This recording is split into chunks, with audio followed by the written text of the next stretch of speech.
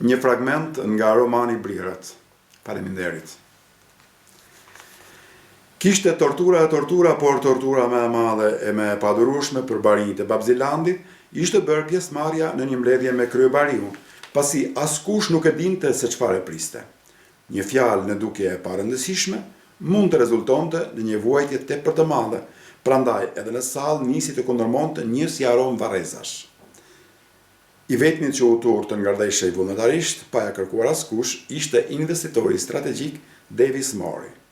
Kryebariu e pa rrept, duke i tërhequr vëmendjen për ngërdheshjen e pa autorizuar, pasi në Babziland, secili do të duhej të ngërdheshej vetëm nëse kjo gjë i kërkoi më parë përmes një emaili zyrtar apo dhe gojarisht.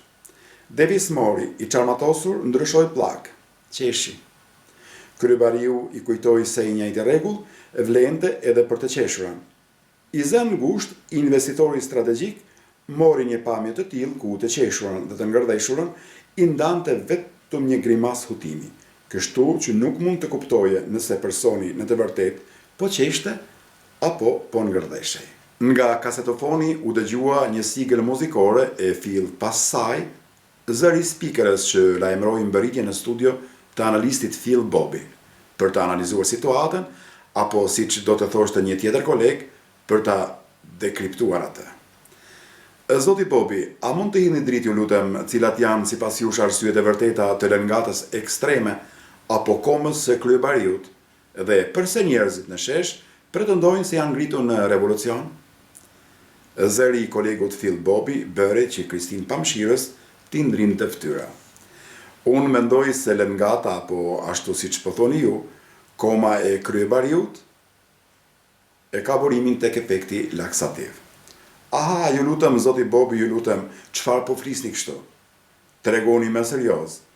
Mjekët kanë deklaruar se kryebariun e ka piskuar diçka në të ndenjura, ndërhyri speakerja. Po, dakord, ja ktheu Phil Bobby, por ishte efekti laksativ, ai që e çoi pas kaçubës kryebariun. Duhet të sqaroj se populli i Babzilandit nuk e kupton dhe nuk ja ka ide një revolucioni, pale pastaj të bëj atë. Populli i Babzilandit letja di për nder laksativeve që në mënyrë çuditshme e të pabesueshme shënuan fillimin e rënjes së Republikës Baritore. Populli, i cili deri dje rrinte me kokën ulur, u zgjua vetëm pas lajmit se kryebariu zuri shtratin.